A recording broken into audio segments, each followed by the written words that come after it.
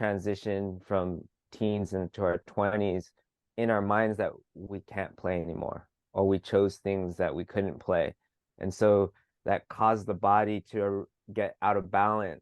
I mean, Mhm. I felt it and I saw it as the play went down, the negative or the addiction started going up.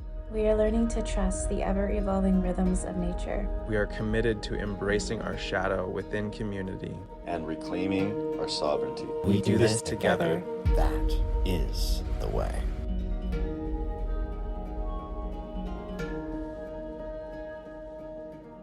What's good, y'all? This is Elden, and welcome to the Elemental Movement podcast. I'm joined today by two brothers. I've got Matt Matucci, my co-host and the founder of Elemental Movement here, and then we also have Michael Barrios, who I will probably call Mike all the way through the rest of this podcast. And I'd actually love to hear from you first, Mike, just to introduce yourself, since this is your first time in this space. Yeah, my name is Michael, or Mike Barrios. I'm a coach. I put on many hats. What I am right now is I'm a breathwork practitioner, and I lead people through transformational breathwork. And I pair that with movement and understanding how the body speaks to us. And I teach people or guide people through the process of understanding the language of their body. Beautiful. Thank you. So I wanted to open space for each of us to share this first bit, like at a really high level, so like zooming all the way out, just to name in a way that feels natural and organic to you, 1 to 3 life transitions that you see as being really pivotal in your life. So feel free to take a moment to sit with that. But I'd actually love to hear 3 things, but I like to keep things open-ended. So 3 life transitions that you can look at your life and pinpoint high level. Yeah, I can go first. When I decided to bring my pole vaulting to the next level, that's one. Another one is when I became a father. And the last one is where I had to shed like shame and guilt and grow through the process of what happens when there's a split up and there's a disconnection through my son. And so that was a big one for me, but all good transitions, all very powerful.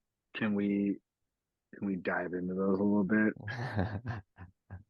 Yes. No? There's no rules here, man. Go for it. Okay.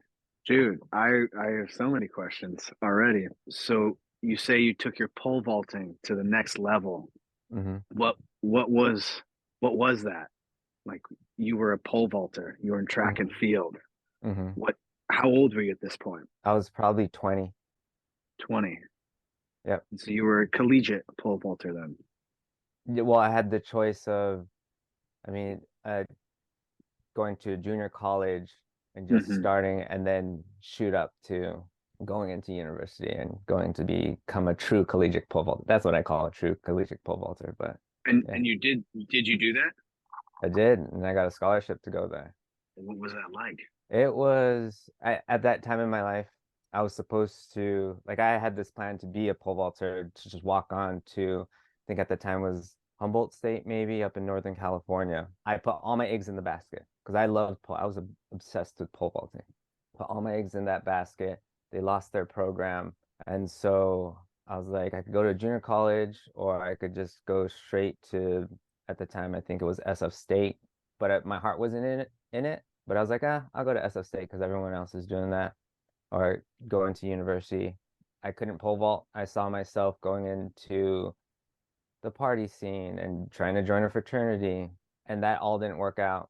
I didn't go to class, and I found myself in a point where, like, what made me happiest? Well, pole vaulting.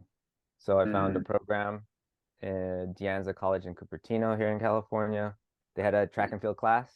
I joined, and then I chose that over everything else. I didn't go to parties. I didn't do anything. I just chose that life because I had one goal. So I'm drawing from my own experience, and I'll weave in one of my first transitions was a deep depression that I experienced throughout my like late teens to my early 20s. There was a lot of marijuana, partying, and ultimately a back injury that like helped me get out of it. Right, the universe had to slap me upside the head to get out of that fuckery that I was doing. It took me a long time to figure out the path to like go forward. And I look at your experience, I hear your experience, and it was like you knew. How did you know? Like, oh, pole vaulting, that's what I need to do. Like this other stuff is not nourishing me. It's not serving me. Yeah, I look at I'm like, it took me a much longer time to get there. That makes sense. Like, tell me that a little bit. Like, expand upon that if you would be so willing. Yeah, I think it was a good connection with my intuition at a very young age. At a very young age, I had very loving parents, but they had 4 kids by the time they were 24. And so I didn't receive the love that I wanted. And in some ways, the way they thought they were loving me was pretty extreme. And so How so?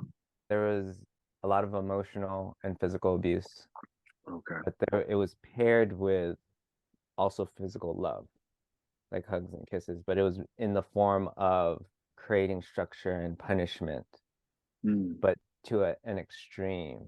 And so that made me have a lot of emotion. I think that deep well of feeling that at a young age and having this mind that always just keeps going, trying to figure it out. I think when I got older and I did things that I truly loved, I would get absorbed into that world. And so, because before pole vaulting, I did martial arts and I was part of a Taekwondo demonstration team that like did fight scenes and did all these things. And when I was on stage, I would feel that joy. When I was performing, that was that joy. Then I felt it in pole vaulting.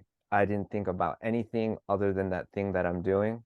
And it was a full expression of my body. So using my body quite a bit allowed me to like bring awareness of like I could feel restriction when something sucks. And I would put myself in a lot of things that sucked because I thought it would build me, which it did. So I guess that's a long answer for at a young age through pain, understanding how that feels in the body, I understood what joy felt like. I like how you just brought in that juxtaposition of experiencing pain to be able to recognize joy. It's like having those. So Matt, I wanted to weave what you just brought in of your journey through, and you've shared about this on the podcast before, but you haven't shared it with Mike, of this like going through that dark depression stage. And I'm curious, like, if you're looking, Matt, at that part of your life, what was your connection with your body like at that phase? I was not in a joyful space with my body. Like I wasn't playing. I remember I was doing a lot of like bodybuilding style working out, basically trying to get my physical form to be a way that I thought was like how I wanted it. Right. I wanted to look like a strong young man, but I was not interested in the joyful expression of moving my body. And as a kid, I was definitely that. I loved that shit. That was my favorite thing to do, was like play soccer and football and basketball and like, do all these different things. And then I just kind of like lost that joy for a couple of different reasons, and probably some that I don't even realize. But like for me, that was a big transition. There was a rediscovery of that in my like 23, 24 years old, after I was recovering from a back injury. Through my recovery, I like rediscovered this like complete joy for all things movement, and took a really deep dive into that space. So I'm gonna share my first transition point at this point, which was 24, eviscerating my ACL. It was like no more ACL. And it's funny because like as I'm listening to the two of you, I'm actually getting like some insights that I wouldn't have like been able to name prior to this moment right now, which is, and Matt, I guess got this from you, which is why I'm sharing it. I feel like at that stage in my life, I didn't know how to be structured. I was all just pure joy in terms of my movement. And when I say that, when I contextualize it, is at the time I felt very socially isolated. I was smoking pot all the time, all day, every day, tobacco too. And I was using my movement, which at the time was mostly riding a BMX bike or a mountain bike or trail running with my dog, to be able to like get out of that like slumpy low energy and find something that felt joyful. It was like the only thing that I had that was joyful. But it was also like I was like burning myself out because I wasn't replenishing in a healthy way. And then it led to physical injury, which is just, it's interesting to me to hear the parallels that we're all sharing here. So it's all early 20s, right? And it's all in relationship to something that was a physical change, a physical outlet. Yeah. Yeah, a through line that is coming up for me in this, with seeing everyone's different stories, this idea of cultivation through physical practice. Yeah. And cultivation of wisdom and like how things work through having a relationship and a conversation with your body. And it sounds like, it's no accident probably that it sounds like your work, Mike, is sort of that. You're like, you just described like what I was like, what do you do now? And it's you basically you teach people how to talk to their bodies. Yeah. Some way or another, which is kind of what I do too. And it's kind of what Elden does on some level too. It's but different, right? With all three of us. Yeah, this cultivation, wisdom, and understanding of how things work through our physical forms is something that I think cannot be it can't be highlighted enough in its value and importance. Yeah, and the play, I see that's why that play aspect is with the body. I think the transition from, let's say, teens into our 20s, maybe that's in our minds that we can't play anymore, or we chose things that we couldn't play. And so that caused the body to get out of balance. And we felt that quickly. I mean, I felt it, and I saw it as the play went down, the kind of the negative or the addiction started going up till I couldn't handle it anymore. And I had to move it through my body. I wanted to, because I remember, I've gotten to hear your story a couple different times in a couple different ways now. And I'm curious if you could say a little bit more about your experience of like going to college, doing the pole vaulting thing, and then like moving into the addictive cycle that you wound up in. Yeah, so I understand that people who strive for like excellence, or like for me in college, I wanted to be the best, or I wanted to compete at such a high level. And that is also a form of an addiction, but that's a healthier addiction that we see. Whereas when my career started going down and I started to see myself like, I don't know if I could make this. I don't know if I could get to the level that I thought. And I also battled with depression from a young age.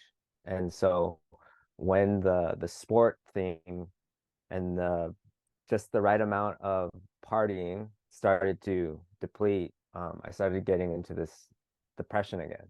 And so through that depression, I kept trying to get out through sport and movement.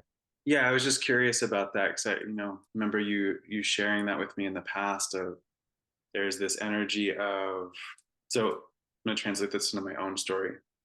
I have used substances and movement both to escape from what I was feeling. So like in my early 20s, I felt like socially isolated and alone and kind of like I was floating. And the only places where I felt more like on purpose was when I was riding my bike, when I was running through the woods. And I would gravitate towards like alcohol, cannabis, and some other things in order to feel something, to let something out. And so there's one of the through lines that we've all mentioned at this point is depression, and that energetic signature of depression. To me, the way I see depression from where I am now, which will likely change again, but I see depression as being emotions that aren't being like felt, and it's like they're being pushed down. Like this is my experience of pushing my emotional self down, and then just feeling depressed. And for me, I'm going to bring in like transition point number 2. It was around the time that my daughter was born.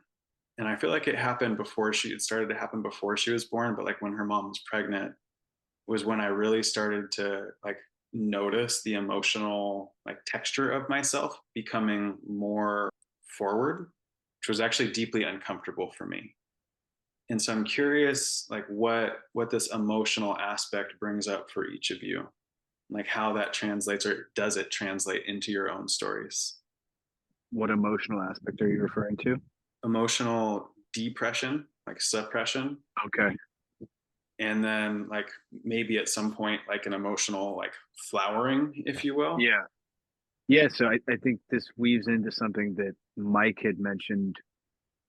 You mentioned something about with like play, right? And the reduction of play, and that's when the addictive behaviors started to increase. And there's a click that happened when you said that for me with, I remember around like 7th or 8th grade, all of like the kids that I would hang out with at my middle school stopped playing. And we all like were trying to be cool and like sit with the girls and like talk with the girls instead of like playing sports and tackling each other and, you know, doing what kids do. There was this weird like adolescence thing where we're trying to impress our social peers instead of just having fun. And that actually was when my depression started. Interestingly enough. And that actually never clicked into place. Like I kind of, there was a deep knowing that that's what it was. Yeah. But you actually right now helped me like, oh, so obvious, right in front of my face, clicked into place. And in that, you know, I see that I agree with your frame, Eldon, about the, you know, suppression of emotions causing depression. I also find depression for myself to be one of these ways that my guides speak to me. Right, like that's one of the through lines through this whole like progression transition. That's the thing that has remained the same as I have guides that speak to me through the whispers. Yeah, you gotta listen. You have to the guides whispers. too, Eldon. You too, Mike. We all have guides that speak to us, and we can only listen to them when we're really listening to them. And I'm a pig-headed, thick-skulled motherfucker, and so usually I need to feel pretty fucking terrible in order to listen to my guides. And so like one of those levers that I feel like they would pull is the depression lever, right? Like, oh, we're gonna make this guy just feel properly awful, just down, nothing is right, nothing is good, like just in the dumps. And it's like only through that then I discovered Buddhism and meditation, you know, and like dove into the works of Thich Nhat Hanh for a year or two, and it was like, oh my God, this is like opening my world up. Then, you know, throw my back out, and, you know, another, yeah, I can go on and on, but I find that to be a valuable tool that is used is depression. And what a shame to just suppress such a gift like depression with medication or something along those lines. So Matt, with that, what was like, can you orient us with the transition point between how you maybe used to think about depression and look at depression to the viewpoint that you're at now? Because I'm guessing that that's evolved over time. You know, it did and it didn't. Okay. I was blessed and cursed with a mother that had suffered from deep depression, like within like, I mean, throughout her life before I was even born, but like, you know, very intense stuff right after I was born, like postpartum stuff, and continued like throughout my life. And she was medicated from when I was a small child, like an infant. And so I got to witness firsthand what SSRIs, as well as like talk therapy, they're like how they work, which is that they don't. I mean, they might help some people. I'm not saying that, but like, if you're listening and you're like, well, it helped me. It's like, well, it's masked a symptom. You haven't gotten to the root of the cause. So you will always have that unless you get to the root, and it doesn't address the root. And so as a small child, I saw that like my system, while I may not have intellectually understood it, I understood it from like a deep. And so from that time, that point, like I'd had that lesson already. So it's like that's been a through line, throughout. And so then once I heard this model of, oh, your guides, it was like it just clicked into place. Oh yeah, that's the thing. It fits with exactly with what I've observed in my reality. I received that message from some woman that was, very wise and 70, 80-year-old woman when I was, I think, 22. And it was like, yeah, that's what I've experienced. What's her name, this woman? Do you remember? Her name is Alice Ann Parker. Alice Ann Parker. She has an amazing book that I read called Gorgeous Insanity. I like the title. Beautiful. I think that's the title of the name. But yeah, she's tapped in lady. Wow. Beautiful. Yeah. And so did you talk with her or listen to her or read her book, and that's where you got this I spoke language? With her. I spoke with her. So that's a dear friend of mine, like a mother figure of mine by the name of Julie Rooney, had gone through a incredible transformative healing journey when I was in my early 20s, late teens, early 20s. And I witnessed this journey. And then as I was going through my own journey, she kind of like took me under her wing and was like, come here, young man. Let me invite you to all these amazing healers that I've experienced recently. And like she just like sent me on that. So this was one of those people. Wow. That's cool that you were introduced at like early 20s.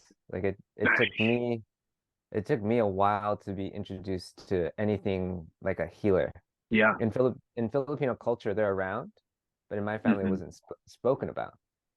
And so it had to take me a little bit of more pain, just like you, how you said that you'd go through a lot of pain for you to change.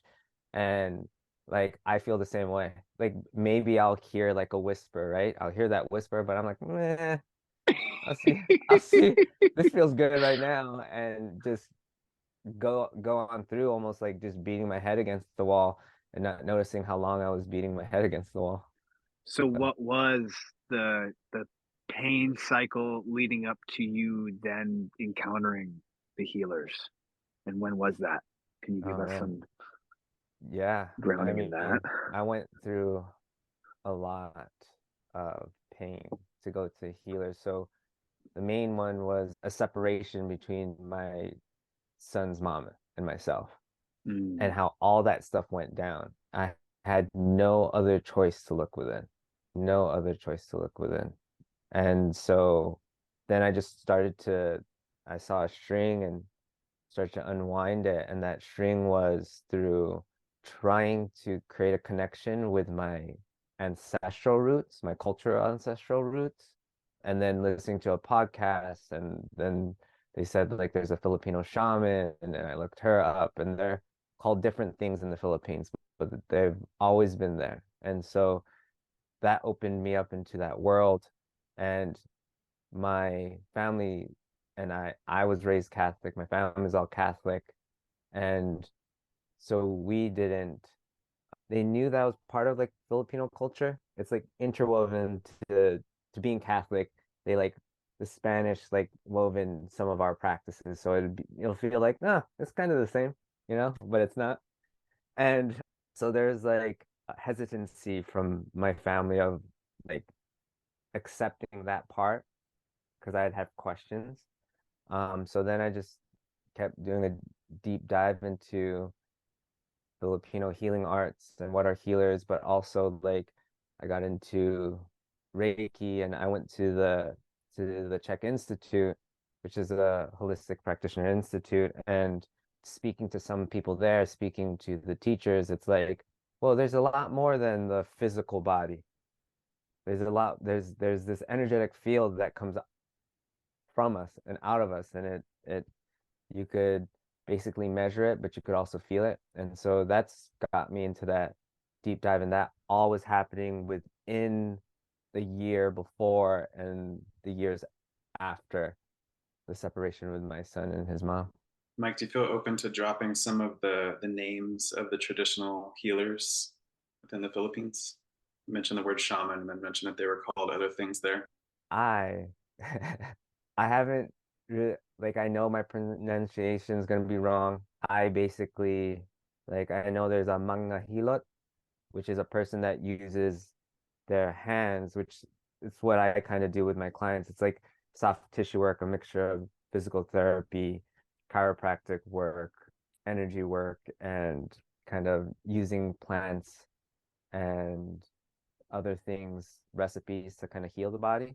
And then their Mamba Batok is basically a practitioner who heals you through almost like tattooing, where they're tattooing the body and your ancestral marks, and there's like they're clearing the body of spirits, or they're giving empowering you for something.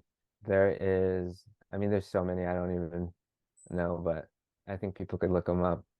I'm gonna butcher all the names, and I'm just gonna be like, oh man, I'm not setting us up for success right now. Mm. So I'm just going to mention, I was listening to this podcast recently with Bio Akumalafe and Sophie Strand, both of them very interesting thinkers. And Bio was talking about, how did he say it? He said something to the effect of, and I'm paraphrasing, that when we mispronounce, we create new gods. And he was actually encouraging that this is part of like the evolutionary cycle of culture, to like permission to mispronounce, and this is where we get to like, and it felt so refreshing to hear that from somebody like within the culture that we live in, where it's like there's so much like we got to make sure it's all like it's all right, it's all right, and with respect, right? But I really appreciate you. I've been, since listening to that, I've been giving myself permission to like say things that I'm not sure if I'm saying correctly more, and just noticing what happens. But I didn't share any of that to put pressure on you to say more names, Mike. I just wanted to, I really appreciate you bringing those names forward, because it's, and with it, there's another question that I have for you, which is, as you've been going into these ancestral lineages that you carry, and the presences that you have found there, what has happened within and around you? I don't know how I could stay grounded in how to describe what has happened to me in my Just life stay in your experience, man. That's it. geez, relief, understanding of the world around me, under finding so many silver linings of the pain that I have gone through, and being like, I'll tell you a story of when I did my first ancestral healing or connection. So it was, her name is Lynn Pacificar, and she is, I guess, a modern day Filipino shaman. And she's based off in LA. And this was during 2020 when we had the lockdown, but basically I don't know a lot about my ancestors other than the ones that are living and that have passed away in the last 20 years. Those are the only things that I know. And so I wanted to understand, and no one was telling me anything. So I did this ancestral connection where there's no medicine, there's no plant medicine. We went on 24-hour fast, and we were vegetarian for like a month or something like that.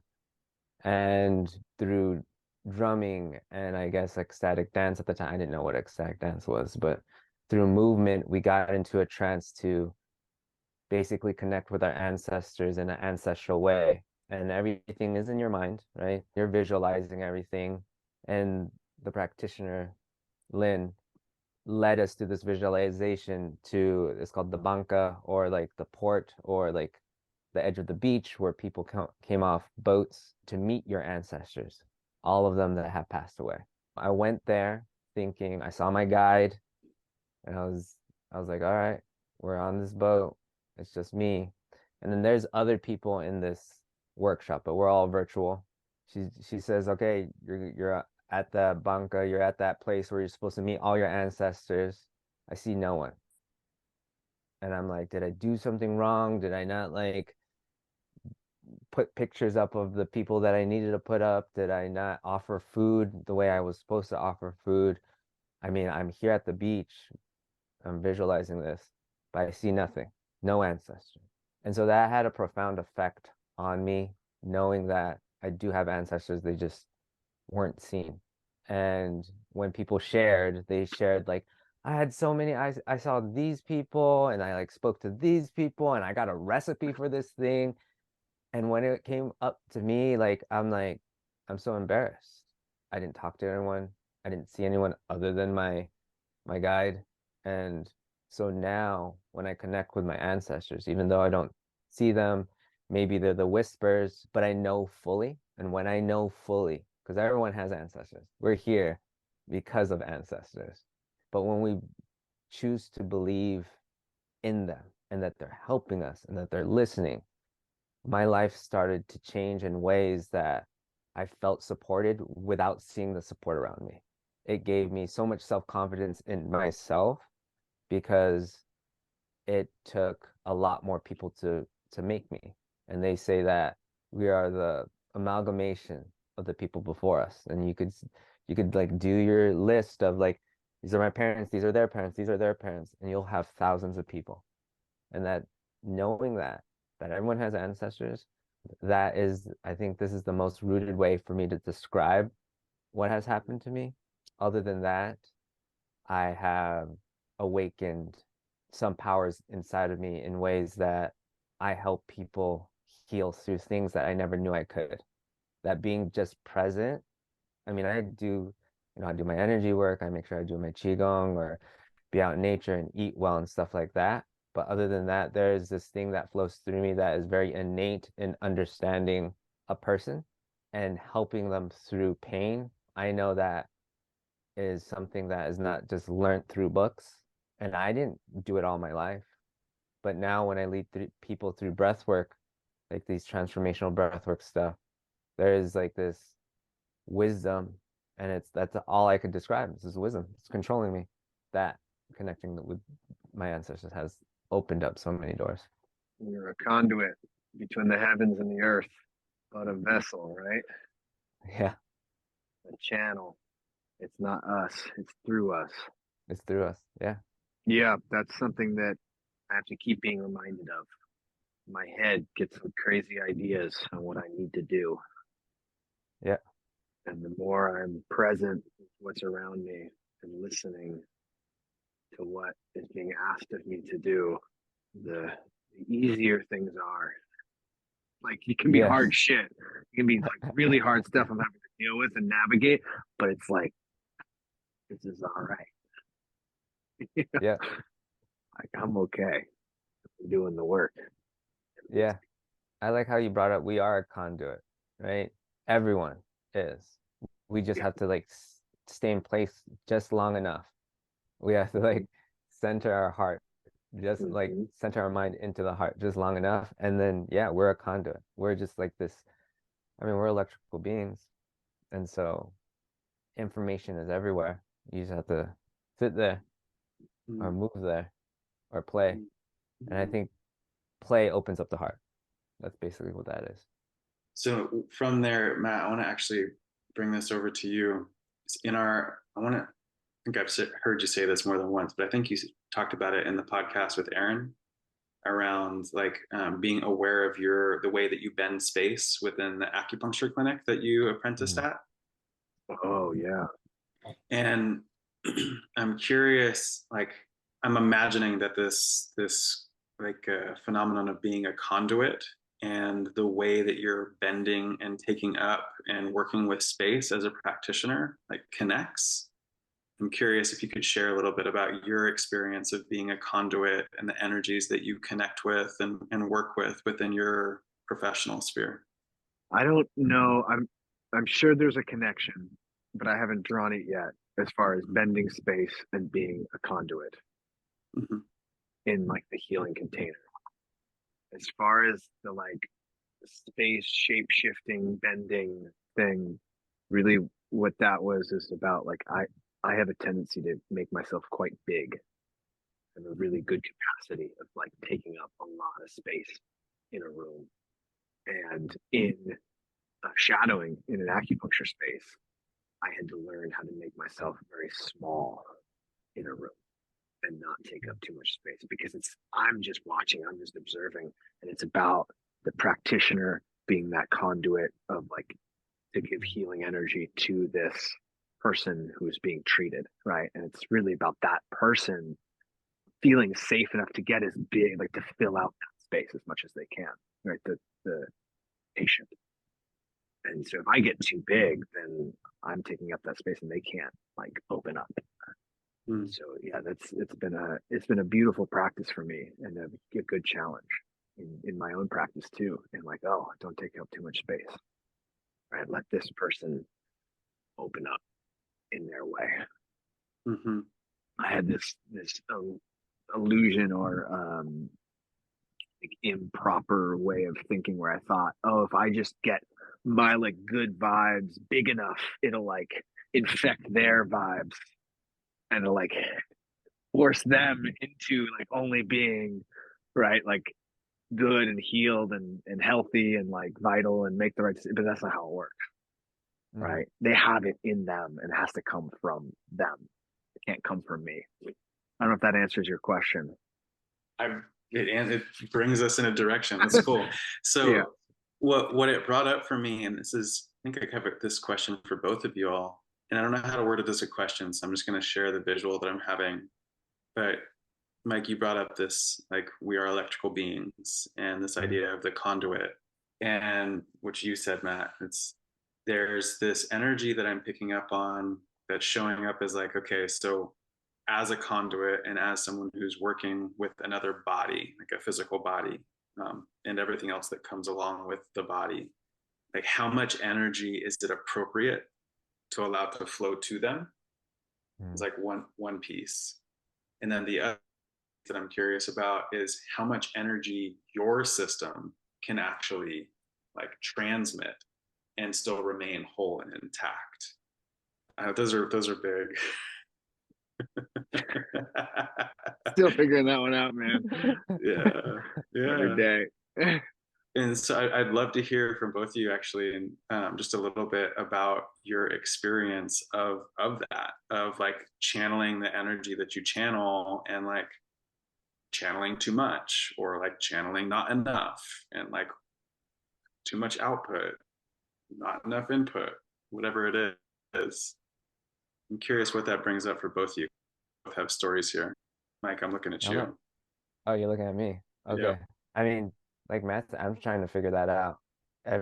For me, I don't know how much and how to control it either. I think I'm still trying to figure that out myself in the sense that if I hold space, like yesterday, I held space for about probably 10 people for this breath work where people are releasing emotion. So that's energy in itself.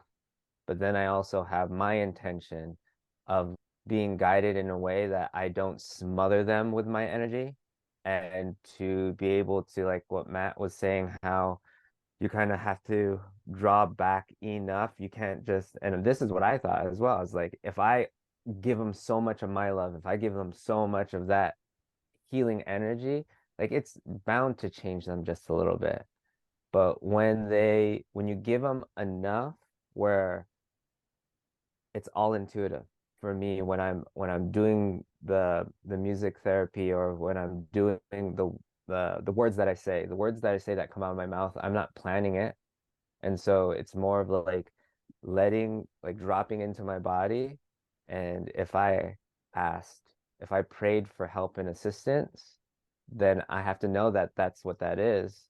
And when I start to think in my mind of, I need to do this, or I remember this worked before, like, no, it's not that's not how it works because it worked before on someone else, or that's not what that person's needing. So it's basically a form of meditation and awareness of the body and allowing your intuition to do its stuff.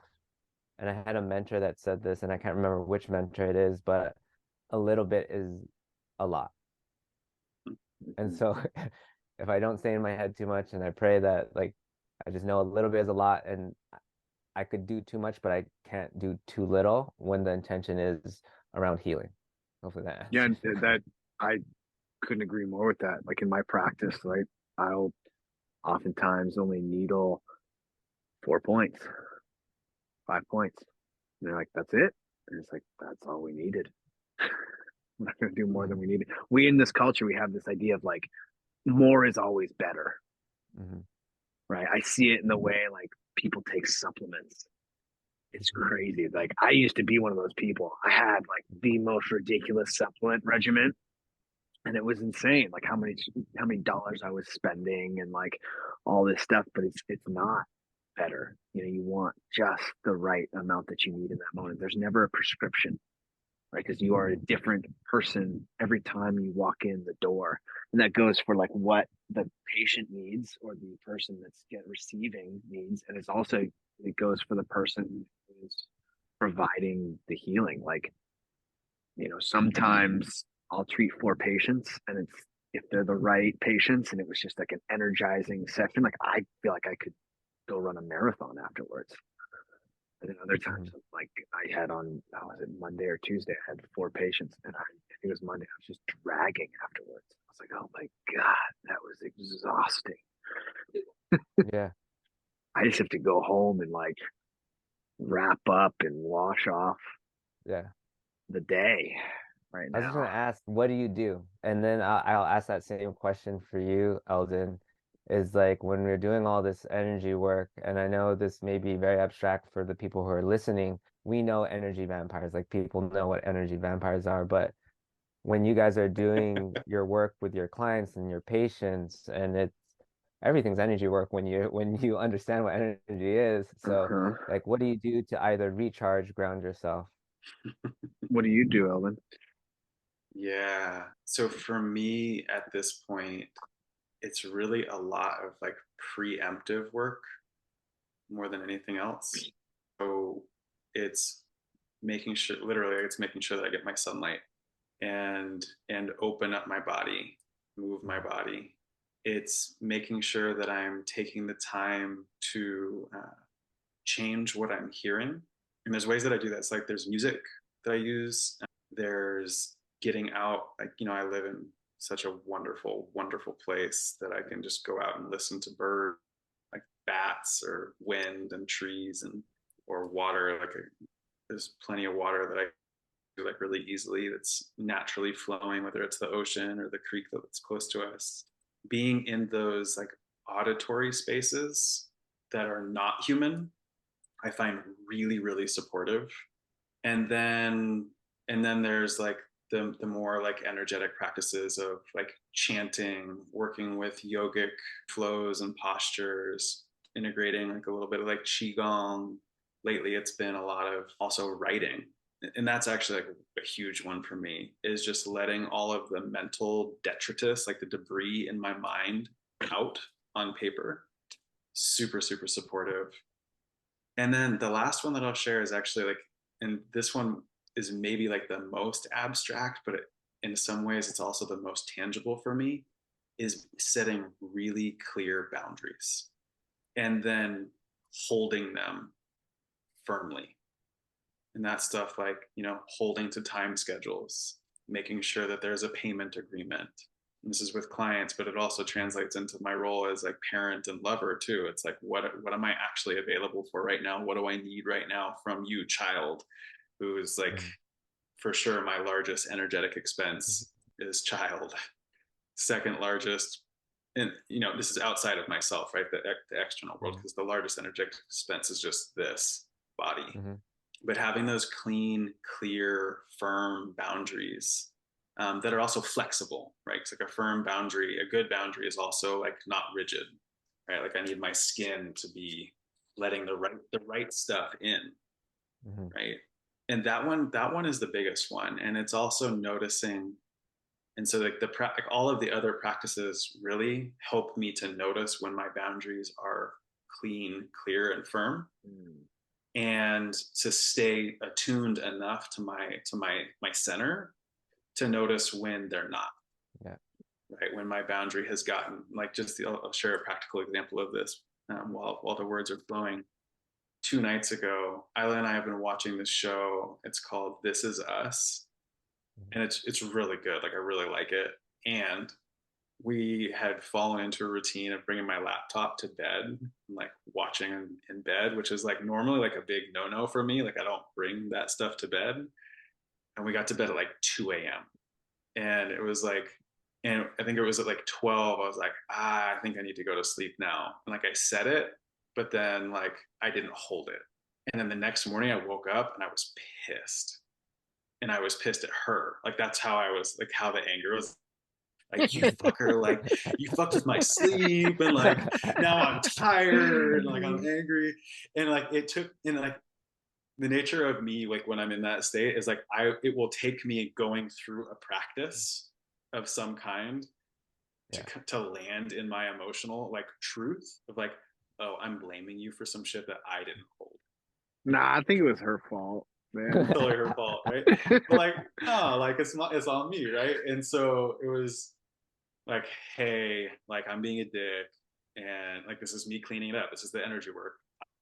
Dick, and I'm resenting you because I didn't hold a clean, clear boundary. So this is literally like the tangible act in conversation, cleaning up that boundary space, so that we can both come back into our centers and stop wasting the energy of the feud, the energetic feud that's going back and forth. And I like that. Boundaries. That's That's like everything right there. yeah. That one encapsulates it all. Yeah, like I have a practice in the morning that I almost do every morning. It's hard. I got a 2-year-old and a 3-year-old, so sometimes the morning practice just gets lost in the shuffle. Like my dog had some diarrhea the last few days, so I was just cleaning up shit in the morning instead of doing that was my practice, was cleaning up diarrhea. It was great. Yeah. But I have like I have this like mantra I like talk about, like creating that boundary, honoring my limitations and creating a boundary and setting that, like shielding all the energetic centers of myself and sort of like holding myself in this, protective container and only letting that much in. But it can be tricky because, then you'll feel like a patient will walk in that's kind of an energetic vampire. And you're like, well, I'm here to help you. And like, I'm not going to give you what you want, but I have to give you what you need. And so that can be a really hard one to feel into, because like you almost like, if you don't come with enough presence, you just give them what they want, they'll take it. And yeah, so sometimes then you just can't work with those people. But other times, like I had a patient that I was able to really like delineate that really firm boundary and not let them in too much.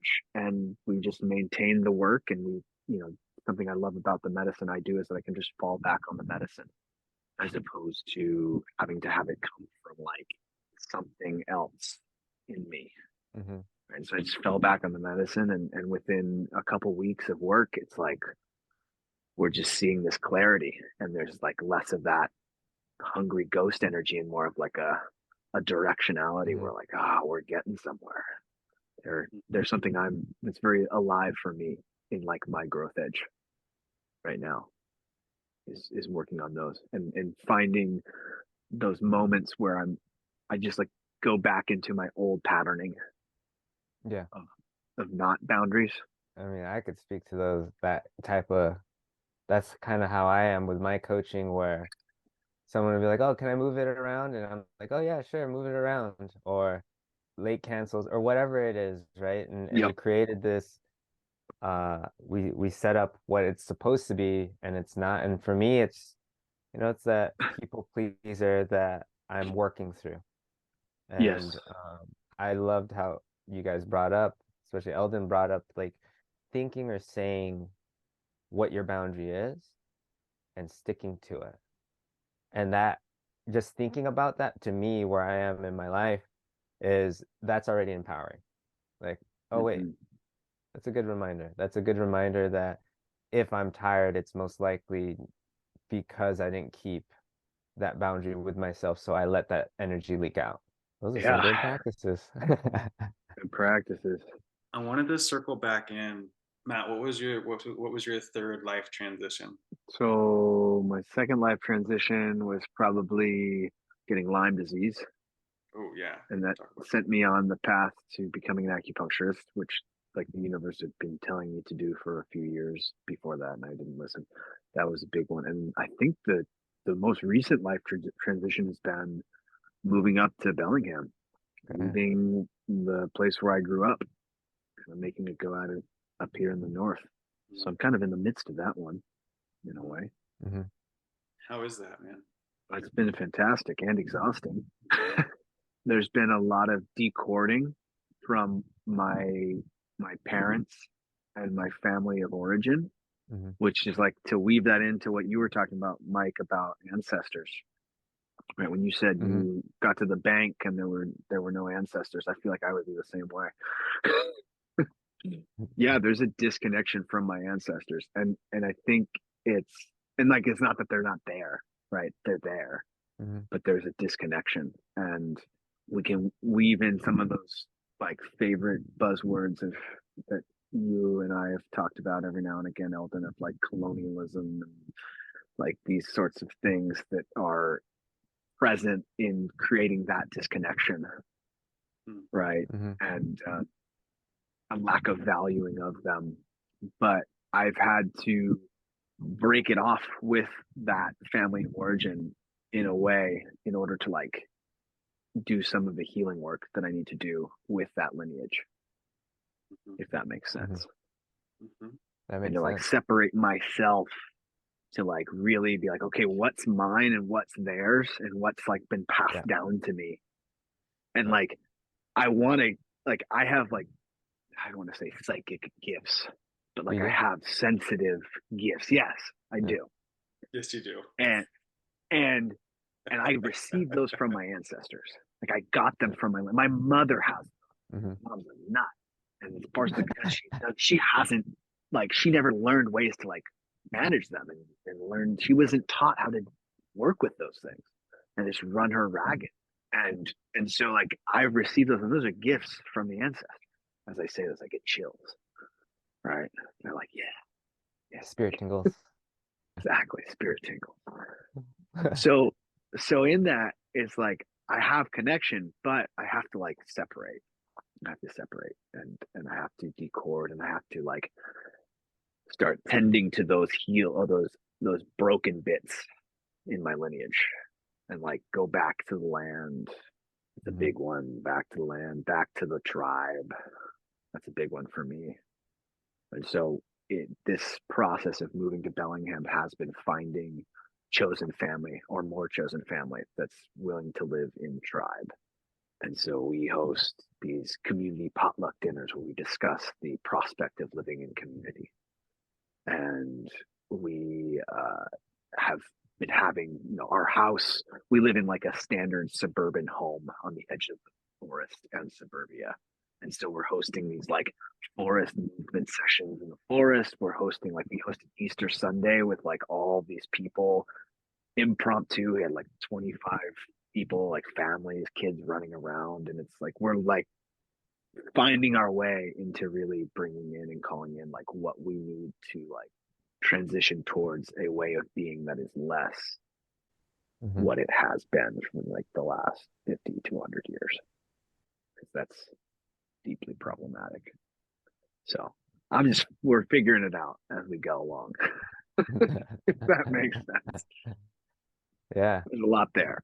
So I want to point to a parallel. I feel like we all share this in different ways, but it came up through both of you in this conversation of like actually having to create space or space like being forcibly created. I think more in your case, Mike, between like the ones who you're like really connected with in the physical plane. So like in your case, Matt, it's like your family of origin. Mike, with you, it sounds like it's more of like your son's mother, of having that like physical space created, and that actually being the thing that's like bringing you closer to yourself and your own like deeper roots. Mm-hmm. And Mike, I'm curious to hear a little bit more about your experience of that spatial journey, if you will. Not going into too much detail, but basically, my son and his mom moved to a different state, completely different state. And that separation was very difficult for me because it was by my choice as well. In the way I see the bigger picture, I see that I had to really understand what I truly wanted and what each party wants and what's the most beneficial thing at that point of time. That most beneficial thing was for his mother to feel safe and happy, and however that looked, despite what I thought. And that took a lot of growth from me to like not be taken away from what I've been conditioned to do. Is like I've always wanted to be a father, like since I was 12 years old. And I have to remind myself I am still a good father. But I saw it in the place where children are most beneficial when the mother is the happiest. And so if I can't change someone's mind, or if we can't work together in ways that like brought her happiness, then I have to put my ego in check. And I had to allow these things that I've loved most to go, not forever, but there had to be a belief that, I mean, it was a blind belief in at that point in time, because I didn't know the amount of pain that would come from it itself. It's been a journey for myself to feel that, but it also allowed me to go to my depths, to go and look at these parts of me that I've pushed down, or that I hold so much shame and guilt around, like what it is to be a father, making choices that you don't want to make because it's most beneficial for the group or the family. And so like I lost your question, but I think I'm just gonna go with what I just said, is that transition, and I'm still going through that transition. It's been 2 years since that transition happened, and I could fight it, which brings more pain, or I could surrender to it and see the fruit that was able to bear from it.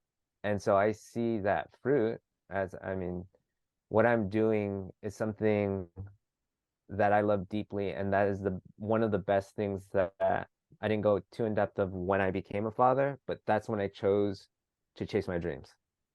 Like I wanted my son to not see me do something that I didn't love, so that he had a model of like, you follow your heart as long as you understand this is what you want, and this is what's most beneficial for you, is leading with the heart. And that's what I chose to do, and that's what I'm still doing, learning how to shed off the conditioning of what a father is supposed to be, from my point of view, from my cultural point of view, from society's point of view, and then finding peace within that. That finding peace within that is a constant battle. I'm not a big fan of peace. Why? I go for like more like easefulness rather than Easefulness. peace. Yeah. Peace seems boring to me. It I want a can little be. bit of drama. I want it to be a little spicy, Yeah. but just to feel good. I don't Oh, know. there's I always bring in the spice. Is that, Yeah, but the yeah. peace is at that, and the way I'm looking at it is, peace is when my mind reverts back to this place of like despair or whatever. I'm able to Mm-hmm. take one breath and I Mm-hmm. feel peace, whatever that means to me. Like the calmness in my body versus my nervous system going whoom, like a crazy turn for the worse. And Mm-hmm. what I mean by peace is if I'm able to breathe. Mm-hmm. I'm able to breathe deeply for one or two breaths, that shifts me into, and we could call it whatever, but peace. There's always going to be drama. There's always going to be the things that we love in movies, right? We Yeah. love storyline, and that's who we are. We're meant to feel all the emotions. We No emotion should be left unturned, because as long as you don't attach a story to that emotion, we won't stay there long enough to feel the despair or to feel the shame or the guilt. I like that definition of peace, Mike. Thank you. I do too. I like that. Being able to breathe a couple good breaths. Yeah. Find your center. Yeah, I mean, I'm just going to toss this in here. It's like, what happens when we change the definition of peace to creating the space to breathe? I mean, I like that. That's a whole rabbit hole. I'm not going to go. Ooh, I'm not going to go down that one right now. It feels good in my body though. Yeah. I do this thing these days where I like clap like this, like so weird. Like I do it all the time. Like it's like this, Like like a seal. like Yeah, this. that's what I thought it was, a seal. Oh, that's dope. I've been hanging out with seals. That makes sense. Thank you. There you go. I'm gonna weave my third in here. Perfect. I was going to ask you about that, so that works great. Yeah, 'cause my third, it's like my third is like a series of events that has transpired in the course or around like between 2019 and 2021, which was choosing to undergo a divorce, opening and close a brick and mortar movement space, meeting Isla, and confronting embodied colonialism and white supremacy inside of myself. All of those were one thing to me. That's a lot. One giant thing. And with reverence to the loaded words that I just tossed in, um, for me, that journey has been, and it's so funny because like just hearing all of our parallels in this, for me, it's been a journey of really confronting the parts of myself that were being centered in my life to the detriment of the other parts, right? So it's like the business owner is able to like be front and center until the business is now closed. Like, thank you, COVID, for that medicine. And now like what part was being hidden, right? It's that part of me that feels like I don't know what I want to do, I'm like lost, like got to come forward and be something that I met. In my divorce, it was like the husband that I thought I had to be and the father that I had to be were tied up with that identity. And when it was no longer there, it was like, who am I? Like, how do I do this? Like, where's the instruction book for this thing that I'm supposed to be doing now? It's like my guidebook was gone. And then the piece with like confronting internalized colonialism and white supremacy was like, oh shit, like I don't want to be that. Like, I don't want to be I don't want to be connected to that. I don't want to be connected to the slave trade, and I don't want to be connected to like the genocide of what we now know as California in any way. And I am.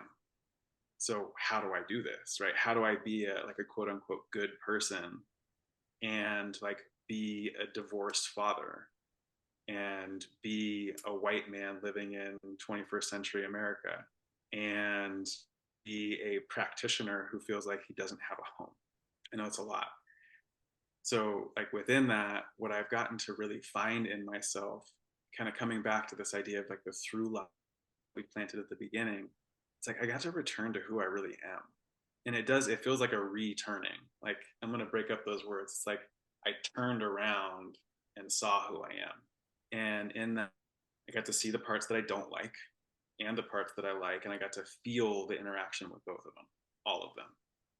And I'm gonna share a quick story to put this like tangibly. So Isla and I moved from a tiny house into a duplex in 2021. And when we moved, we like had the U-Haul, like moved all our things. And then the next day I had a dump run that I had to take. And I'm like, all right, so I checked, cool, everything's out of the car. Like, cool, everything in here's garbage. I'm going. So I go down to Pescadero, which has no self-service, and dump the rest of this truckload at the dump. I drive back up the highway towards Half Moon Bay. And as I'm approaching town, my phone starts blowing up with Isla, like, hey, like I can't find my box of clothes. All the clothes that my mom gave me are in there. Like, did you just dump my clothes? And I had thrown her clothes in the dump. And I turned around and I'm driving like 90 miles an hour down Highway 1 in a U-Haul, passing people. And the whole time I'm having this conversation with my ancestors who are racist about how this is not okay. Like, we're not doing this. Like, we need to have a good relationship. So you need to help me get this thing. And I get there and there's one beer bottle on top of the box, jump in the dumpster, grab her box, bring it home.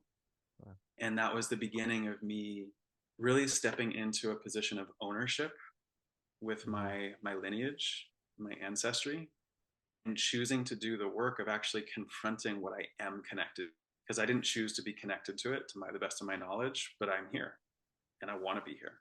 And so I got to work with it. And kind of just to swerve that into the present, it was just 2 days ago.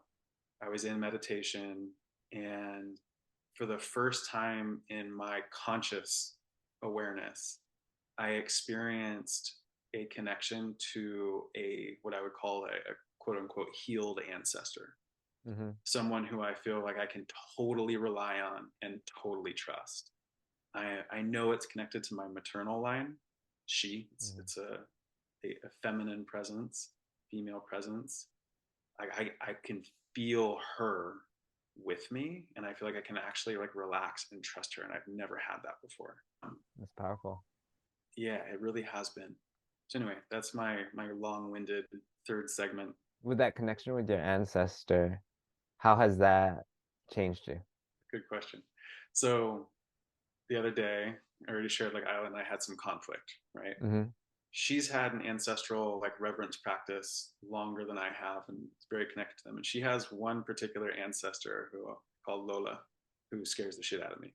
Like she is super super powerful and intense, and like she shows up to put me in my place every once in a while when I need Mm-hmm. it. Like this is not something that's not needed. It's definitely there in a needed capacity. And the other day we got into some conflict, and instead of trying to fix it, trying to sort it out myself, I went out to my yoga mat, started doing a practice, called on my ancestor to convene with her ancestors. And I had a visceral experience in my body of like tingles and like, whoa, what is this? And this vision of seeing this my ancestor connecting with Lola. Mm-hmm. And Lola giving me like this in my mind's eye, this nod of like, yeah, this is how you approach us. Like you don't come to us. You send your like revered ancestors to us. That's how, like that was the impression that I got. And so I just went through my practice. I let that go. And I went through my practice. And we didn't even talk about it after that. It was just like, but the energy changed. Yeah. And like I told her about the experience like later on in the day, but I came back inside after my practice and the energy was just different.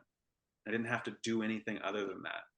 Which like there's a part of me is like, well, I need to do stuff. Like it's got to be me that's doing it, right? Which you brought Nah, up earlier. It's like, nah. nah, you need to sit back and right energies and like just let them do their thing. That story alone, the last part when your ancestors had to go in, and I mean, I haven't gone too much into understanding indigenous and traditional ways of meeting, but I think that's how basically most things went down as representatives for, younger people.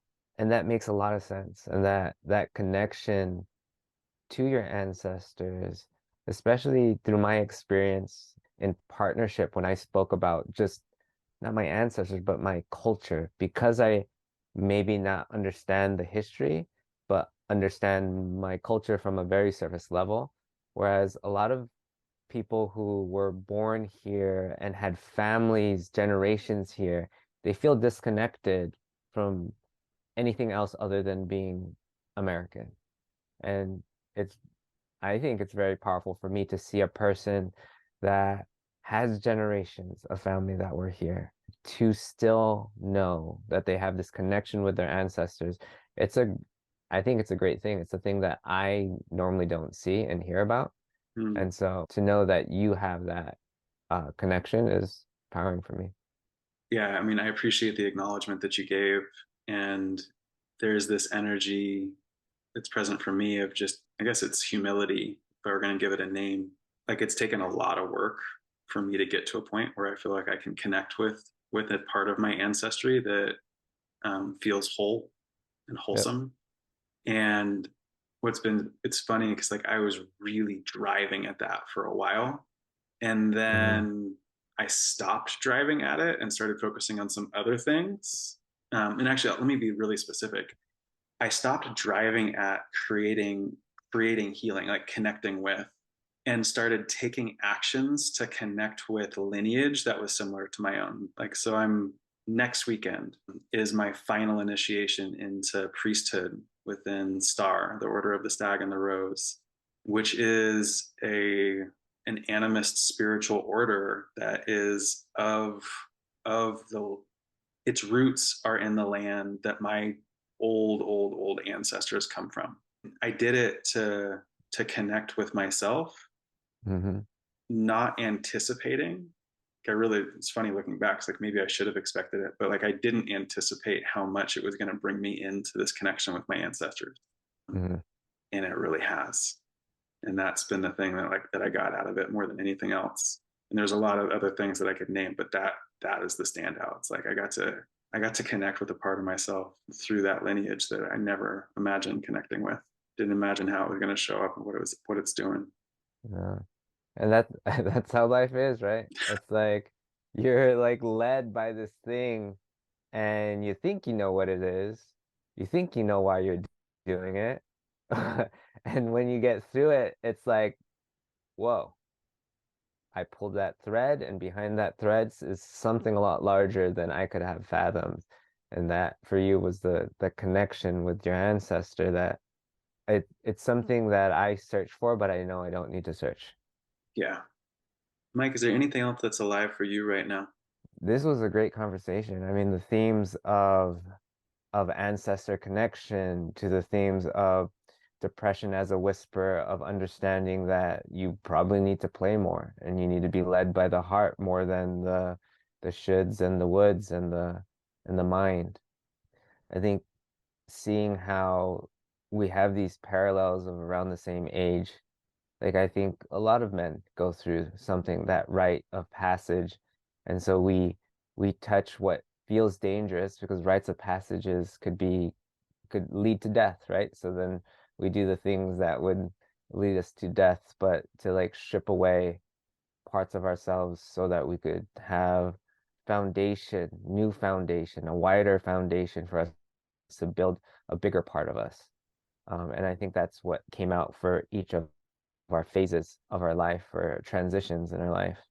What's coming out of me that's feeling alive is like, if there's a message that I would want to give to people is understand that we have wisdom within our body. We just have to listen and we have to play.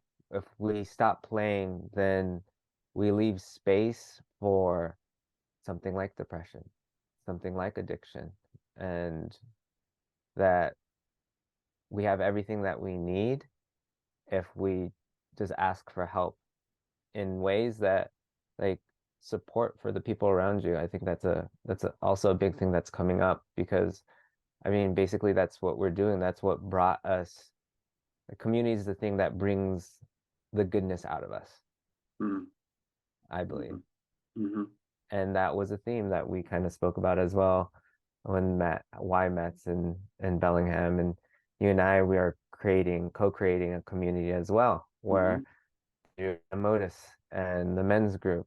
That is the healthy environment. So creating that healthy environment of the boundaries, the foundation of community and foundations of we have to have deaths and rebirths so that we could keep basically keep growing and building upon our ancestry. Because we're basically ancestors already. Because there's a generation already in front of us. We all So have let's children, so we're tangibly already ancestors. Yeah. yeah. Yeah. Man, you just did my job, and you usually weave everything together at the end. You did it beautifully, so thank you. I appreciate it. I like hearing somebody else do it. So, Mike, I do want to give you space just to share where people can find you and connect with you if you'd like Yeah. to. Yeah. A great email to catch me at is barrioscoaching@gmail.com. B as in boy, ARRIOS coaching. You could find me on Instagram at Mike the holistic papa. I'm a somatic release breathwork. I work with Elden and Adamotis and his partner, helping people find connection to themselves, ultimately to their ancestors, and kind of leading people through, those hard, difficult phases. I mean, we spoke about it today, where we have gone through a lot of depth, and we can only help people as deep as we can go. And I think we collectively have gone pretty deep. If people want to figure out the language of their body to create better connection with themselves, therefore their ancestors, you could reach me at those two places or my next breathwork event. Beautiful. Mike, I appreciate you coming on, man. It was a really cool conversation to have with all three it of was us. fun. Yeah. Loved it. Yeah.